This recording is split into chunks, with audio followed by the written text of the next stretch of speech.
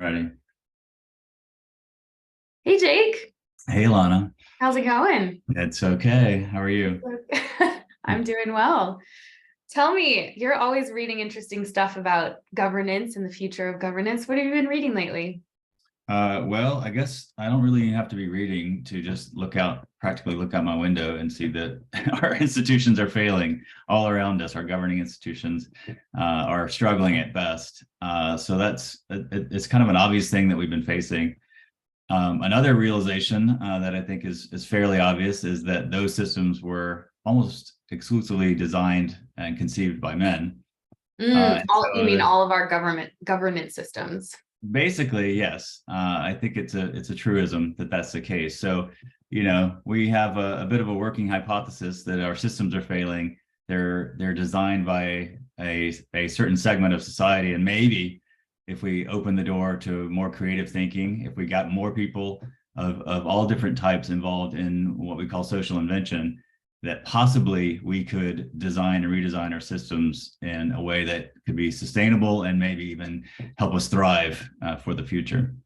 Whoa, tell me more about social inventors. That sounds like such a cool concept. Where does that come from? Yeah, it's an idea. I got it from a guy named Jim Dator, a futurist at Hawaii, and it's basically the idea that we should not deify the systems of government that have been created, the Constitution, for example, and that we are all makers. We are all inventors of how to live, how to constitute ourselves, and so seeing ourselves as active participants, not just as subjects to a certain kind of rule that was written hundreds of years ago. So we are active inventors, and that we should take that mantle and responsibility. And we have to in some ways.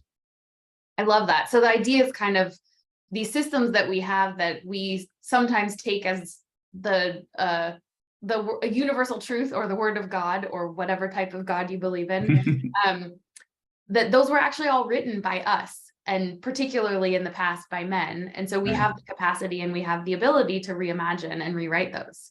Yes, and we need examples of those. And we're asking you all out there to help us find those examples of novel, interesting, under the radar system design, governance design, especially women-led governance design.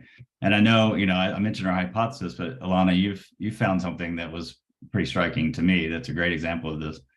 Yeah, I was reading a report recently, this organization that's been tracking constitutional rewrites. These are particularly in post-conflict zones over the last 30 years where countries have rewritten their constitutions.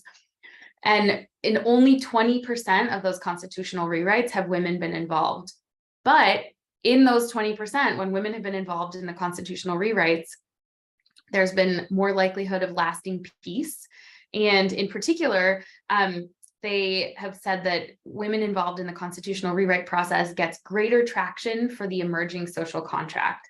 And to what you were saying at the very beginning of our conversation of we just have to, we only have to look outside to see how frayed our current social contract is. And so if we want to think about how we reweave it, how we reconceive our social contract, if we want to have one that can have greater traction, it would behoove us to include women in the process, not to the exclusion of men, not to the exclusion of anyone else, but to rethink the way that we design our systems by including women at the get-go. Mm-hmm. So we'll ask you all for help. We'd love to have examples of any type, but especially where women are leading a social invention process, coming up with a new system, a new way of deciding things, a new organizational structure. And we would love to have as many examples as you can find of signals of that out there. So yeah, I think we would love to see what you come up with and what you can find. Thank you for your help.